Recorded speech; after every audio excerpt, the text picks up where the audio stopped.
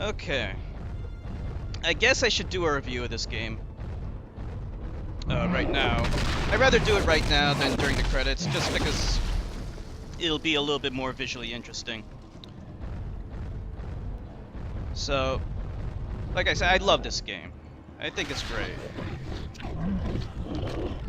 There's 3 distinct play styles, and that's both a good thing and a bad thing.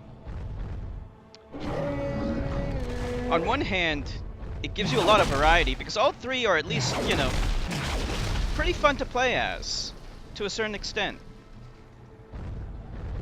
But some are more fun than others. I do like romping around as the Kabuto, and the mechs are always really fun. The Reapers, they're okay, but unfortunately the Reaper missions, they're less fun because there's 3 base building missions, and I think 4 jet ski missions, and they're not fun. So you have like at least 7 missions, at least, that are devoted to missions that just aren't that fun. I mean, the jet ski missions aren't terrible, but they're not what you want to do.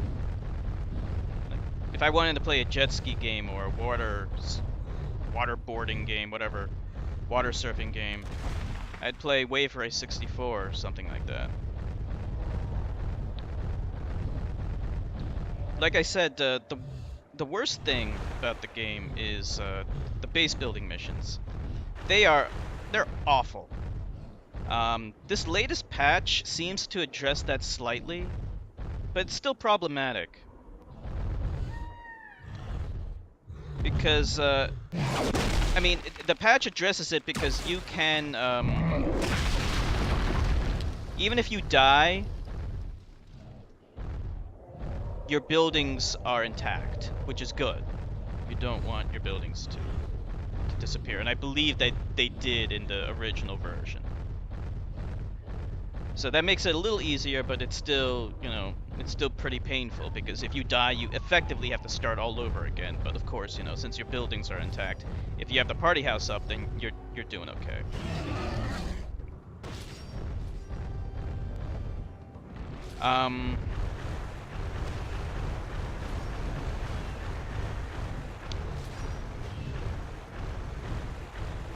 The storyline does peter off as the game goes on. As you can tell right here, there isn't much story anymore. When the game starts out, it starts out so strong. There's so much humor. The mech missions are by far the funniest, and it has the best story. But once you get to the Reaper missions, you can kind of tell that, you know, it becomes a lot less funny. The story isn't quite as good. And then when you get to the Kabuto, there's no story at all. There's like no talking, no cutscenes, nothing.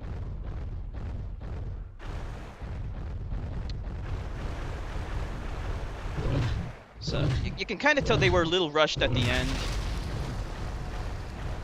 But gameplay-wise, I do like playing as the Kabuto. You do feel like Godzilla, which is awesome.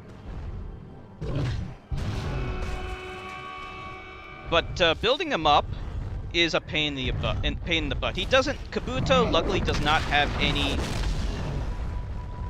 base building missions, but instead you have to build him up. Luckily, once you get past the initial missions to build him up, then he's in full size right from the start, which is good.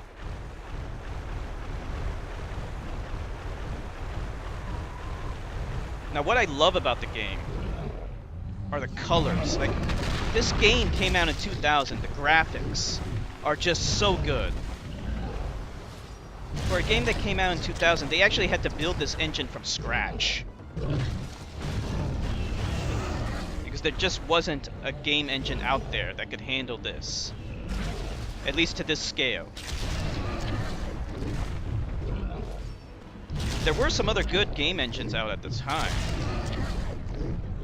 Quake 3, Unreal Tournament, yeah, they did exist. But they didn't have this scope, this level, this size.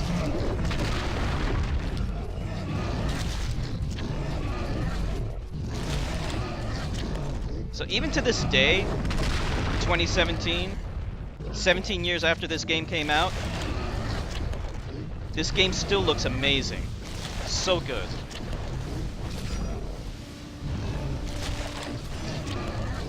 And like I said, the mech missions are by far the best. They're the most fun. The story during them is the best. So I think the game could have been improved upon if it were just 2 races instead of 3. And that leads to the multiplayer. The multiplayer was so much fun. It was so unique and different because it had asymmetrical gameplay, but that was also its disadvantage. Because it was hard to balance it, and there were balance issues. The Reapers were largely considered to be overpowered. The Kabuto was a little underpowered because it was hard to build him up. Once he's at full size, then he does alright, but you know, getting there can be painful sometimes. To a point of where, like, a guy asked all of us to not attack him because it wasn't fair to him. He didn't have a chance because everyone was ganking him.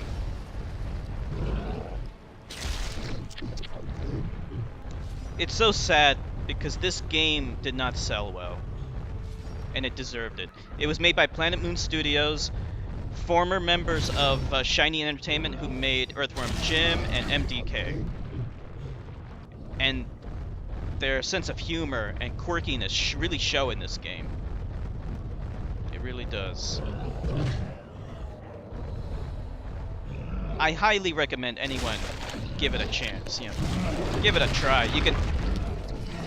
Good Old Games made a port of this game, so highly recommend people check it out and see what it sells. And that's my little mini review. But